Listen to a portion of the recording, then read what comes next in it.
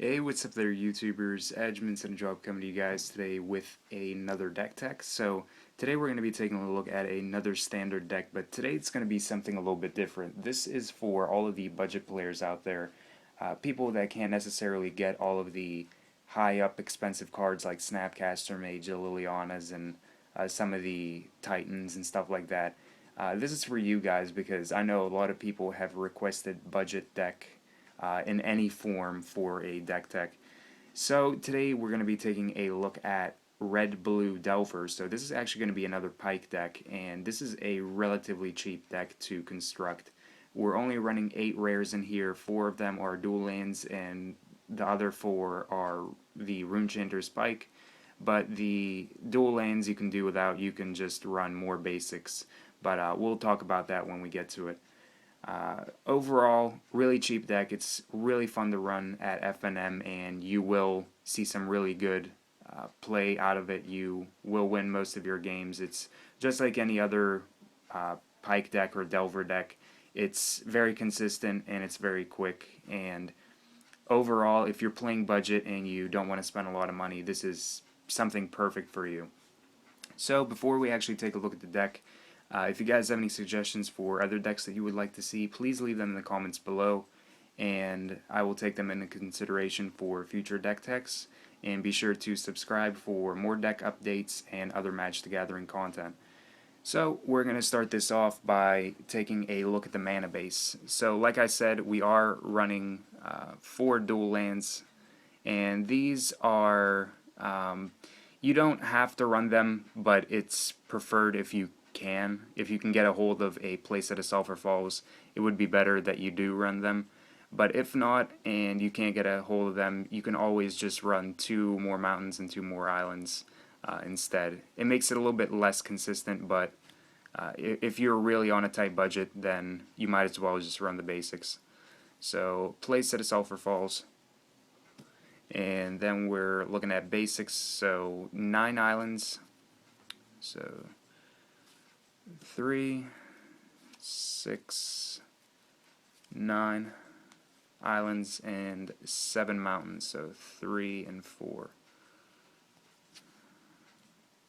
So really small mana base. We're not running that many actual land bases, just because the deck is a predominantly 1 and 2 mana cost curve, so you're not really going to be having much of a late game of any sort.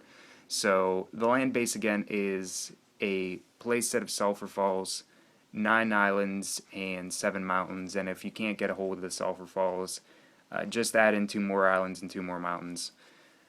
Alright, so that is the land base. And now let's take a look at the creatures. So we're running 12 creatures in this deck, and they are, so first off, Delver of Secrets. So playset a Delver, he flips into a 3/2 flyer, which is pretty good, especially if you get him out turn 1, and you're able to flip him turn 2 by revealing a instant or sorcery off the top of your deck at the beginning of your upkeep. So really good card, especially if you want to get in some cheap damage quick. Next we have Invisible Stalker, hexproof and unblockable 1/1 for 2. This is going to be a real easy way to get in some damage, especially with the Runechanter's Pike. So, playset of the Stalker. And last but definitely not least, Stormblood Berserker. So, this is going to be a great card, especially if you have your Delver and it's able to deal 1 damage or 3 damage even if he's flipped turn 2. The Invisible Stalker, if you can get in damage with that, and then during the same turn play a Stormblood Berserker. Overall, it's just going to be a really good card because he's going to come in with another 2 +1/+1 counters on him, and he can't be blocked by 2 except 2 or more creatures. So it's going to make him a pretty nice opposition to get in some damage, and if you can throw a Runechanter's Pike on him, it makes it all the better. So our creatures are looking like playset of Delver, playset of Invisible Stalker, and a playset of Stormblood Berserker. And now comes the other spells of the deck, so this is everything else. So first off, we have Runechanter's Pike, so probably one of the best cards in the deck and one of the main cards in the deck. And we are running a playset, and this one isn't really optional. You basically have to run this card in the deck because it's based around it. But they aren't hard to acquire. They're relatively cheap rares. So playset of Runechanter's Pike, 2 to cast, 2 to equip. Equipped creature gets first strike, and plus X. X is equal to the number of instants and sorceries in your grave.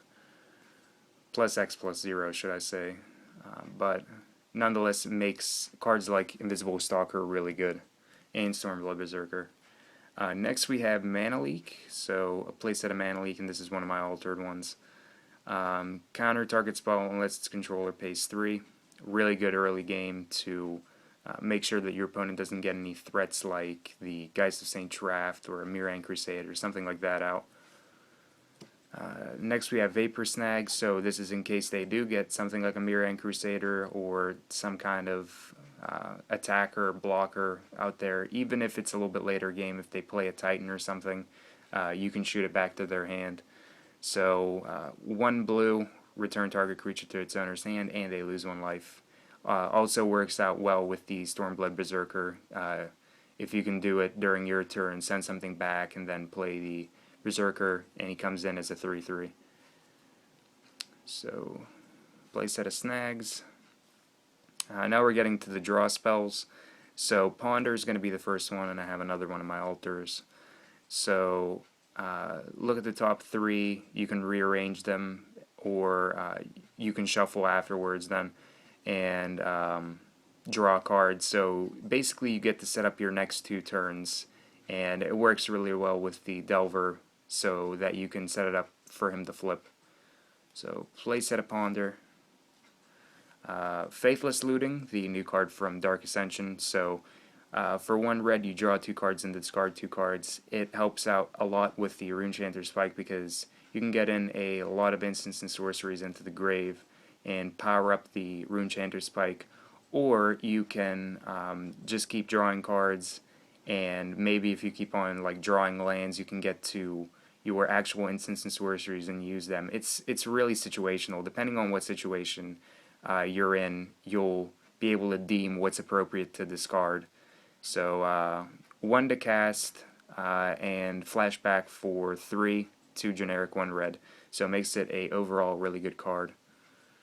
So play set of Faithless Looting. Play set of Gitaxian Probe. Get to look at your opponent's hand and draw a card, and you can either pay with 2 life for 1 blue. Makes it really good if you have 2 mana and you're stuck with whether you want to play a Invisible Stalker or leave mana open for a Mana Leak. This will let you know what your opponent has in hand and be able to gauge what you're going to do for that turn or during your opponent's turn even. So really good card and another draw spell. And you can just pay for it with life, which is really good. So play set of Gitaxian Probe. And last but definitely not least, Incinerate. So these are for getting rid of creatures like Mirran Crusader, stuff like that, anything with 3 toughness or less. I'm running these over Gutshot just because these take care of a lot more creatures. And if your opponent has a Honor of the Pure or something out, then Incinerate will still take care of creatures like Mirran Crusader, like I said. So it's a really good card to have in case you play some specific decks, and even if you can't burn one of your opponent's creatures, you can still deal damage to them directly. So either way, it's a win-win. So play set of Incinerate, and that is the last card for the other spells. So let's take a look at these again. So we have a playset of Runechanter's Pike, playset of Mana Leak, playset of Vapor Snag, playset of Ponder, playset of Faithless Looting, a playset of Gitaxian Probe, and a playset of Incinerate. So very playset oriented deck, and you want it to be consistent with what it does. So that about does it for this deck, and the budget version of Blue-Red Delver. So hopefully you guys enjoyed this deck tech and you find it informative, especially for you guys that are playing on a budget and don't want to go out and spend a lot of money. But it is, like I said, really easy to operate and something that you can have a lot of fun with at FNM. So that about does it for this deck tech, and if you enjoyed it, be sure to like, favorite, and subscribe for more deck techs and Magic the Gathering content. And in the links below, you guys are going to find the links to my Facebook, Twitter, blog, and all of my sponsors, so be sure to check them out if you have time. And, well, that about concludes today's deck tech, so thank you guys for watching, and as always, have a wonderful, fun-filled Magic the Gathering day.